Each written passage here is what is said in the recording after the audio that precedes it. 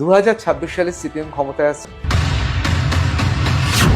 ঠিক নয়, সিপিএম এর নেতারা তার থেকে অনেক বেশি ডাক পেয়েছে, অনেক বেশি জেল খেটেছে। কিন্তু কথাটা হচ্ছে সিপিআইএম এর কোনো নেতাকেই বা ডাক পেতে হবে কেন, কোনো ইউটিউবারকেই বা ডাক পেতে হবে কেন, কোনো বিজেপি নেতাকেই বা ডাক পেতে হবে কেন, কংগ্রেস নেতাকেই বা ডাক পেতে হবে কেন, যদি না সে ডাক পাওয়ার মতো কোনো কাজ করে থাকে।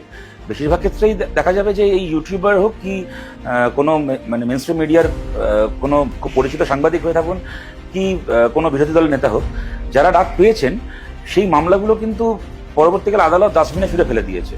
অতএব এই ডাক পাওয়াটা তো হ্যারাসমেন্ট ছিল, তাই না? এটা তো হচ্ছে মানে কাউকে ভয় দেখিয়ে চুপ করিয়ে দেওয়ার জন্য ডাক ছিল। এখানে আমরা ডিফারেন্সিয়েট করছি না কোনো ইউটিউবারের সাথে আমাদের পার্টির কোনো নেতার। আমাদের পার্টির কোনো নেতা বা কর্মীকে যদি এই পুলিশের অ্যাট্রসিটি, সরকারের এই হসপিটালিটি ফেস করতে হয়ে থাকে, পার্টি তার পাশে যেরকমভাবে দাঁড়িয়েছে।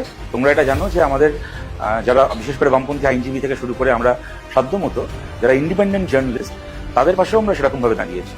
এবং এটা খালি আমাদের বাংলায় হয়েছে বলে তাই নয়, তোমরা জানো যে নিউজ ক্লিকের প্রবীর পুরকায়স্থকে জেল খাটানো হয়েছে, কেন্দ্রের সরকার, মোদী সরকার করেছে। সেটা বড় কথা নয়, বড় কথা হচ্ছে তাকে জেল খাটানোর পরে যখন তাকে সুপ্রিম কোর্ট বেলটা দিচ্ছে, তখন কিন্তু সুপ্রিম কোর্ট বললেন যে ওনার অ্যারেস্টটা ইলিগাল ছিল, অন্যায়ভাবে অ্যারেস্ট করা হয়েছিল। তাহলে জীবনের যে দিনগুলো চলে গেল, জেলটা খাটিয়ে তো নিল কদিন, তাই না? সিপিএম এরকম কেন? মুসলিমদের ভয় পাবে সিপিএম, মানে সেটা অনেক মহাপুরুষও ভয় পেয়েছে। সিপিএম যারা মেরেছে তাদের মৃত্যুতে দুঃখ প্রকাশ করবে, মানে সিপিএম কি তাহলে মানুষ নয়? সিপিআইএম তো মানে বাংলাদেশে যখন রাজাকারদের ফাঁসির জন্য শাহবাগে লড়াই হচ্ছিল, ভারতের একমাত্র পলিটিক্যাল পার্টি সিপিআইএম, যারা পশ্চিমবাংলায় দাঁড়িয়ে বলেছিল যে হ্যাঁ রাজাকারদের ফাঁসি চাই বাংলাদেশে।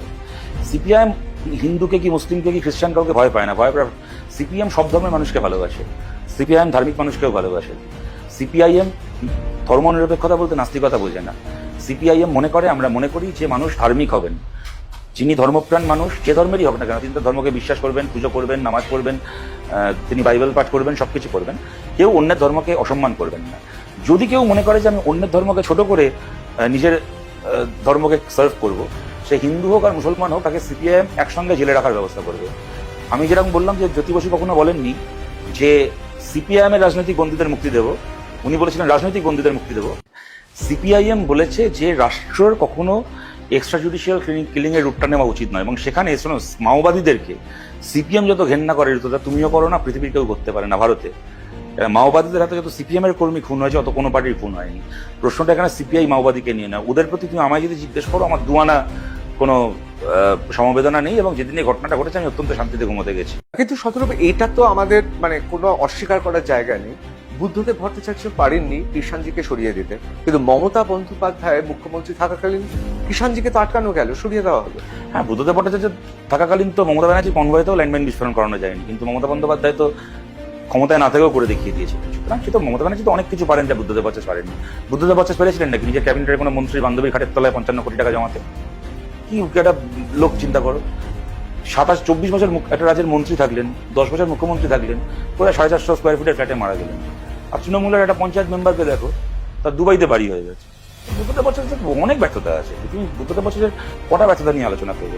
বুদ্ধদেব ভট্টাচার্য, তোমরা আর্ট ক্লাসে কত খবর করেছিলে বুদ্ধদেব ভট্টাচার্যের বিরুদ্ধে? বুদ্ধদেব ভট্টাচার্য পেরেছিল নাকি দুপুরবেলা টেলিকাস্ট বন্ধ করে দিতে?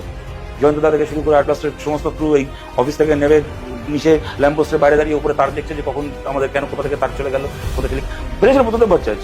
মমতা ব্যানার্জি তো দেখিয়ে দিল আর্ট ক্লাসকে কিভাবে মিডিয়াকে সামলাতে হয়। কিন্তু বুদ্ধদেব ভট্টাচার্য কত কিছু পারেননি যা মমতা ব্যানার্জি পেরেছে। অসুবিধা কি আছে? বাহ, তোমার দিনে দিন তুমি ভক্ত হয়ে উঠছো। আমি বলছি তোমাদের ভক্ত হয়ে লাভটা কি হলো, এটাই বোঝার চেষ্টা করছি। না, আমরা কারোর ভক্ত না, যাই হোক, আমরা যদি ভক্ত হতাম তোমাকে আনার সাহস দেখাতাম না। আমি যাচ্ছি আবার অন্য প্রসঙ্গে। 2026 সালে সিপিএম ক্ষমতায় আসছে। মানুষ ঠিক করবেন। তো আজকের দিনে দাঁড়িয়ে তুমি আমি যদি জিজ্ঞেস করো, অত্যন্ত কঠিন লড়াই হলে সেটা একটা পৃথিবীর মানে কি বলবো, মানে পৃথিবীতে তোলপাড় পড়ে যাবে যে একটা দল শূন্য থেকে পাওয়ারে চলে আসলো। আবার এটাও ঘটনা যে এরকম প্রেসিডেন্টস আছে আমাদের দেশে, একদম নেই তা নয়। হ্যাঁ, ধরো সেই যদিও মাঝখানে একটা মানে অস্থায়ী একটা গভর্নমেন্ট হলো, কিন্তু ধরো আপেরও তো ক্ষমতা আসা কার্য তো সেরকমই। ধরো পাঞ্জাবে তো আপ সেভাবেই এলো, আগের ভোটে ছিলই না, পরের ভোটে পাওয়ারে। দিল্লিতে অরবিন্দ কেজরিওয়াল ওই সেকেন্ড লার্জেস্ট পার্টি হলেন হয়ে, না বলে থার্ড লার্জেস্ট পার্টি হলেন হয়ে, কংগ্রেসের সমর্থনে সরকার করলেন। কয়েকদিনের মধ্যে আবার ভোট হলো, 70টার মধ্যে 67টা সিট জিতলেন। বাট ডিফিকাল্ট, খুব ডিফিকাল্ট। তবে এইটুকু আমরা বলতে পারি যে মানুষ যদি মনে করেন তাহলে অসম্ভব নয়। একটা ঘটনা, পশ্চিমবাংলায় মানুষ আমাদেরকে চেনেন, জানেন, আমাদের সম্পর্কে একটা ধারণা আছে। আমাদের প্রতি অনেক ধরনের সমালোচনা থাকতে পারে, কিন্তু বেসিক্যালি আমরা যে চোর ডাকাত নই এইটুকু মানুষ জানেন। গণতন্ত্রের যে বেসিক কতগুলো ইনস্টিটিউশন আছে তার প্রতি আমাদের ভুল ত্রুটি দোষ সবই আছে, সবই হয়েছে, কিন্তু গণতন্ত্রের বেসিক কতগুলো ইনস্টিটিউশনের প্রতি আমাদের একটা সম্মান আছে, শ্রদ্ধা আছে, সেইটা মানুষ জানেন। এলাকায় এলাকায় আমাদের সংগঠন আছে, আমাদের একটা, এবং আমাদের পার্টির বাইরেও পশ্চিমবাংলার একটা বড় অংশের মানুষ আছেন যারা কিনা বামপন্থী। তারা হয়তো সিপিআইএম এর প্রতি কিছু প্রশ্নে ক্রিটিক্যাল, কিন্তু তারা বামপন্থী। সুতরাং আমাদের সেই একটা সামাজিক ভিত্তি রয়েছে। এবং সবচেয়ে বড় কথা হচ্ছে আমাদের কতগুলো লক্ষ্য রয়েছে, কতগুলো পরিকল্পনা রয়েছে যেগুলো আমরা করতে চাই, তার একটা মানে সুযোগ আমরা চাই মানুষের কাছে। সেইটা যদি মানুষ আমাদেরকে দায়িত্ব দেন, খুবই শক্ত, কিন্তু মানুষ মনে করলে আবার অসম্ভব না। দেখো, সীতারাম ইয়েচুরি আর দেবলীনা হেমব্রম একই সঙ্গে একই মঞ্চে বক্তৃতা দিয়েছেন ব্রিগেডে। কবির সুমন গানে লিখেছিলেন না যে আমি চাই সাঁওতালদার ভাষায় বলবে রাষ্ট্রপুঞ্জে। আমরা রাষ্ট্রপুঞ্জে বলানোর ব্যবস্থা করতে পারিনি, কিন্তু সাঁওতালি ভাষায় ব্রিগেডের মাঠে বক্তৃতা, ওটা কিন্তু তৃণমূল বা বিজেপি বা কংগ্রেসের সমাবেশ থেকে হয়নি, বামপন্থীদের সমাবেশ থেকেই হয়েছে। ওই জেএনইউ সীতারাম ইয়েচুরি এবং বাঁকুড়ার গ্রামের একদম সাঁওতাল পরিবার থেকে আসা দেবলীনা হেমব্রমকে সমমর্যাদায় একই মঞ্চে কিন্তু কমিউনিস্ট পার্টি লাল পতাকাই এনেছে। কয়েকদিন আগেই যাদবপুর বিশ্ববিদ্যালয় থেকে মাস্টার ডিগ্রি করা মোহাম্মদ সেলিম আর হুগলিতে ক্ষেতমজুরের পরিবারের একটি মেয়ে বন্যা টুডু, তারা একসঙ্গে বক্তৃতা করলেন। এটা কিন্তু লাল ঝান্ডার সমাবেশেই হয়েছে। তবে হ্যাঁ, এটা আমি বলবো যে আমি বা সৃজনী খালি কি দীপশিতা মানেই খালি সিপিআইএম নয়, কি মীনাক্ষী মানেই সিপিআইএম নয়। যে আমি তো বাম আমলেও দেখেছি পুলিশ ম্যানেজ হয়েছে, অর্জুন সিংই পুলিশ ম্যানেজ করেছেন কত। তা বামেদের সেরকম কেউ নেই পুলিশকে ম্যানেজ করতে পারে? আমি থাকলেও তোমাকে ক্যামেরার সামনে বলবো, তারপর আজ রাতে সেই ম্যানেজ হয়ে যাচ্ছে।